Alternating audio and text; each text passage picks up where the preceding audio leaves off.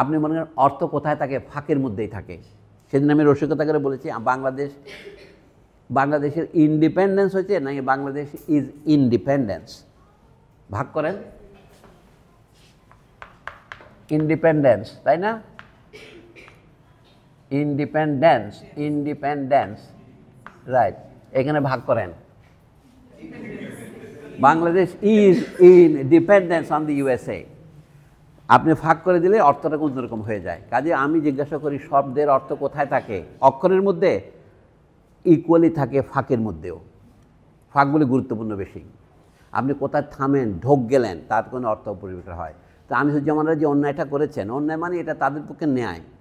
নাহলে কি 2 বার ভারতের পদ্মশ্রী পুরস্কার পায়? গণপ্রজাতন্ত্রী, দুটোকে আলাদা শব্দ করে লেখে। বাংলা ভাষার প্রবণতা এবং ইংরেজির প্রবণতা একই দিকে, জার্মানের প্রবণতা, সংস্কৃতের প্রবণতা একই দিকে। তো ওনারা জোর করে গঙ্গার স্রোতকে আবার হিমালয়ের দিকে প্রবাহিত করার চেষ্টা করেছে, যে বাংলাকে আবার সংস্কৃতির দিকে নিয়ে যাবে। এরাই বলে কি? এরাই উদ্যোগ বলে। বাংলা উচ্চারণ উদ্যোগ। কেন? কোনো অক্ষরের সাথে যখন আপনার এই জফলাটা বসবে তখন, অর্থাৎ যুক্ত অক্ষর হলো, দ জয় হলো, বাংলা নিয়ম হচ্ছে এইটাই। এটা যুক্ত অক্ষর, তখন উচ্চারণ হবে দ জ। যেমন পদ্মা হবে না বাংলায়, পদ্মা হবে।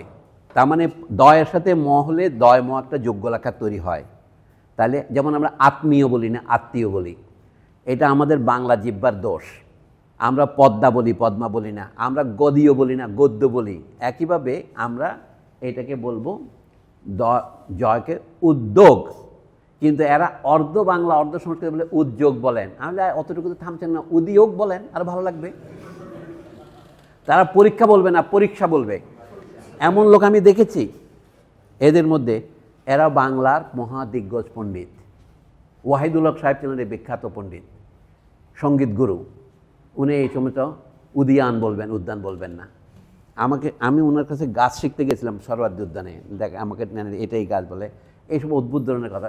এইগুলো হচ্ছে এক ধরনের প্যাথোলজি, অনেকটা হার্পিক মজুমদারের মতো। হার্পিকটা একটা রীতিমতো ওষুধ, প্যাথোলজি, তাই না? ধন্যবাদ। আজকের মধ্যে এখানেই বিদায়।